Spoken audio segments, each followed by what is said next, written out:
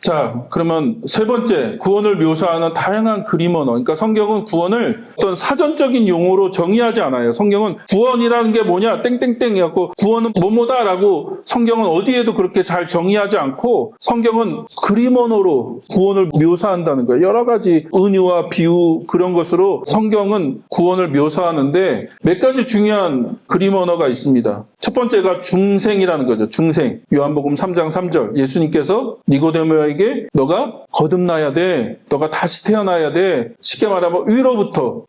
네가 아래로부터 한번 태어났으면 위로부터 한번 태어나야 돼. 라고 예수님이 니고데모에게 말씀하셨는데 그 중생, 거듭남이란 말 자체가 다시 태어난다. 그러니까 두 번 태어난다. 또 정확하게는 위로부터 태어난다. 라고 하는 그런 의미가 있어요. 너가 한 번 아래로부터 태어났으면 한 번은 이제 위로부터 태어나야 돼 라고 얘기하는데 이게 다른 얘기가 아니에요. 우리가 앞에서 얘기했던 피조물의 그 존재 방식으로 우리가 아래로 한번 태어났잖아요. 연약하고 나약하고 불안할 수밖에 없는. 근데 우리가 하늘로부터, 그러니까 성령으로부터, 하나님으로부터 위로 다시 한번 태어나는 것. 그래서 하나님이 주시는 생명을 받는 거. 그러니까 자꾸 이 중생도 자꾸 죽어서 다시 천국 가는 그런 거로만 설명하는데 그런 거 아닙니다. 이제는 우리가 거듭났다, 중생했다 그러면 새로운 삶의 방식을 우리가 이제는 얻었다는 거예요. 그 하나님으로부터 오는 그 하나님의 무한한 생명을 누리고 그것을 가지고 이 땅에서 살아가는 거죠. 대부분의 사람들이 이 아래로부터 태어난 그 삶의 존재 방식에서 벗어나지 못하고 그렇게 살아가잖아요, 이 세상이. 그러나 우리가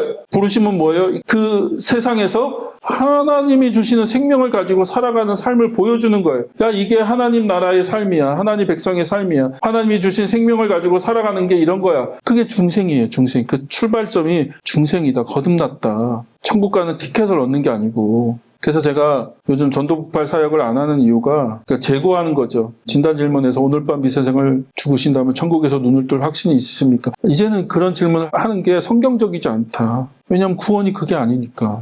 진짜 거듭나셨습니까? 라고 물으면 여러분이 이 중생의 의미를 다시 한번 생각하셔야 돼요. 내가 진짜 중생했나? 내가 진짜 거듭났나? 그럼 내가 매일매일 하나님과의 친밀한 관계 안에서 그분이 주시는 생명, 위로부터 오는 그 삶의 방식을 내가 지금 누리고 있고 맛보고 있고 그걸 내가 살아가고 있냐는 거예요. 두 번째, 새로운 피조물. 이것도 유명한 말씀이죠. 고린도서 5장 17절에 새로운 피조물이라고 하는, 한번 찾아볼까요? 같이 한번 읽겠습니다. 누구든지 그리스도 안에 있으면 그는 새로운 피조물입니다. 옛것은 지나갔습니다. 보십시오. 새 것이 되었습니다. 우리가 이 유명한 구절을 전통적으로는 어떻게 이해했습니까? 개인적으로, 내면적으로 이해했죠. 그렇죠? 개인적인 사건이고 내면적인 사건이야. 그러니까 과거의 죄인이 하나님 앞에서 의인이 됐어. 그러니까 내면이 변했어. 우리 내면이 달라지고 내면이 새롭게 됐어. 우리는 그렇게 이해하는데, 그런데 이 구절은 그런 얘기를 하는 게 아니고 새로운 피조물, 그러니까 새 창조를 얘기하는 거예요. 새 창조. 창세기 1장, 2장에 한 번의 창조가 있었다면 예수 그리스도 안에서 우리는 새로운 피조물, 새 창조를 우리가 경험한다. 새로운 시대를 예수님이 여시는 거고 새 창조를 예수님이 시작하시는 거야 라고 얘기하는 거예요. 이해되시죠? 그러므로 이것도 피조물로서의 그런 제한된 삶의 방식에서 우리는 벗어나서 이제 하나님이 베푸시는 새로운 하나님의 그 무한한 삶의 방식 안에 우리가 새로운 피조물이 됐다는 거예요. 새로운 창조물, 새 창조를 하나님이 시작하신다. 그리고 그 완성이 언제라고요? 예수님이 다시 오실 때. 새하늘과 새 땅으로의 온전한 회복. 그러니까 이미 예수님이 이 땅에 오심으로써 또 십자가에 죽으시고 부활하심으로써 새 창조가 시작됐다는 거예요. 새 창조. 새 창조는 이미 시작됐다. 그러면 이건 무슨 말이냐? 여러분이 하나님의 새로운 피조물로서 새로운 이 삶의 방식을 이 땅에서 살아가야 된다는 거예요. 우리가 죽을 때까지 아무렇게 살다가 죽고 천국 가는 게 아니라 우리의 진정한 목적은 새로운 피조물로서 새로운 방식의 삶을 사는 거예요. 새로운 방식의 삶. 세상 사람들이 알지 못하는 하나님 안에서 우리가 새로운 삶의 방식을 살아가는 거. 여러분 가정에서, 직장에서, 교회에서도 마찬가지고 하여튼 우리가 각자 있는 삶의 자리에서 우리는 완전히 새로워졌다는 거예요. 완전히 새로워져서 우리는 새로운 피조물이고 이제 새 창조의 삶을 이 땅에서 살아가야 되는 거다. 자, 그 다음에 칭의도 그렇죠. 칭의도 의롭다고 규정받는 거. 그러니까 죄인이 의롭다고 규정 얻는 거, 규정을 받는 거, 그렇게 규정하고 간주하는 것으로 의미를 했죠. 그리고 그렇게 되는 목적은 뭐예요? 천국 가기 위한 자격을 얻는 거죠. 죄인이 천국 갈 수는 없으니까, 이 죄인이 그냥 천국 갈 수는 없으니까 하나님이 예수 그리스도를 통해서, 예수 그리스도의 피와 예수 그리스도의 희생을 통해서 죄인을 의롭다고 선언해 주시는 거잖아요. 죄가 없다고 선언해 주시는 용어가 칭의죠. 칭의. 특히 로마서에 나오는 중요한 단어인데, 진정한 칭의는 뭐예요? 죄와 사망의 통치 아래 사는 삶.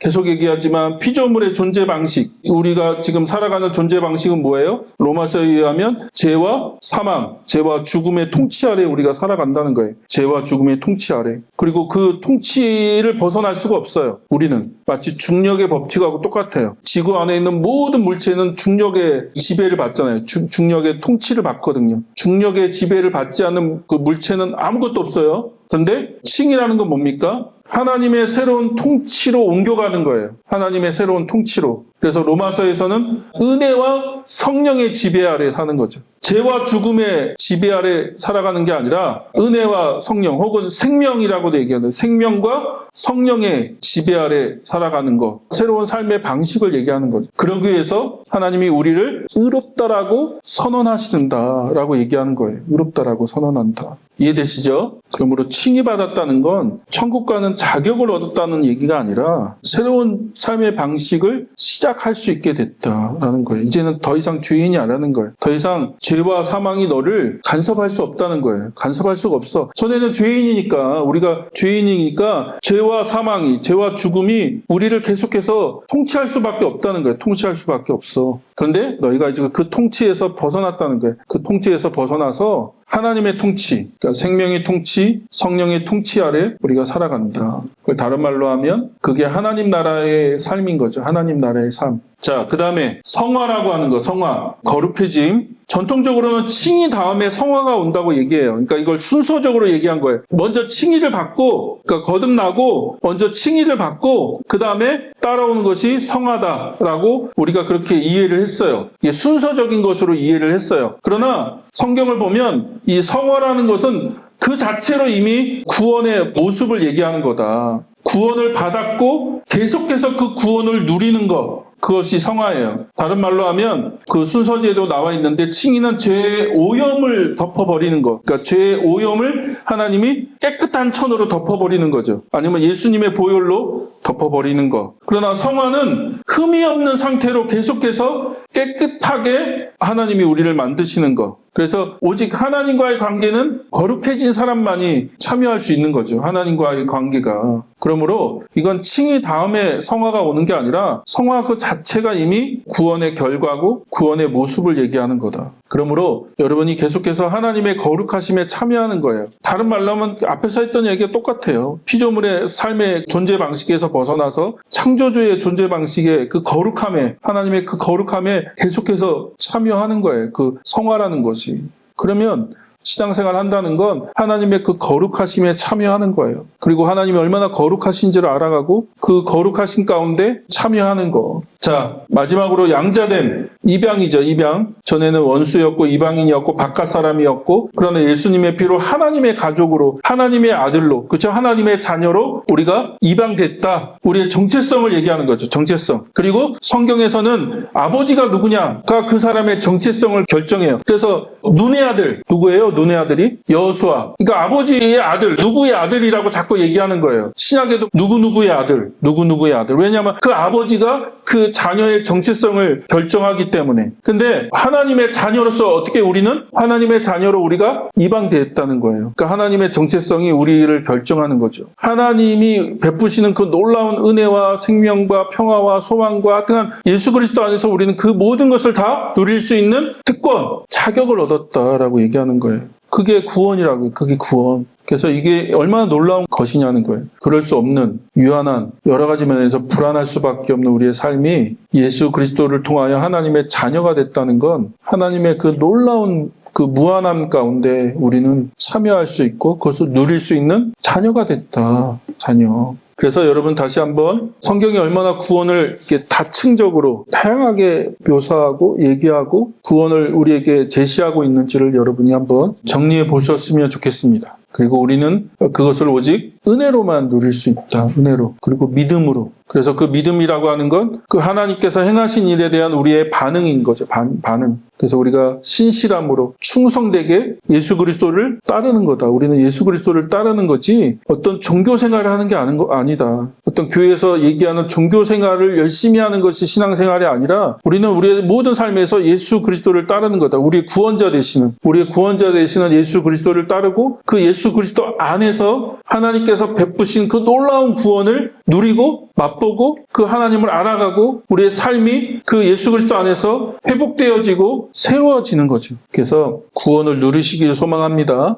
구원을 맛보시고 구원을 누리시고 구원을 더 깊이 알아가세요. 경험해 가시고. 그리고 그것은 오직 하나님과의 관계 안에서만 가능하고 또 예수 그리스도 안에서만 가능하다. 우리에게 놀라운 소망이 되는 건 그 모든 것을 하나님이 은혜로 우리에게 이미 베푸셨다. 그럼 우리 여러분이 믿음으로 담대하게 나가서 예수 그리스도 안에 있는 그 놀라운 구원의 풍성함, 그 구원의 놀라움을 우리 삶 가운데 매일매일 누리시기를 주의 이름으로 축복합니다.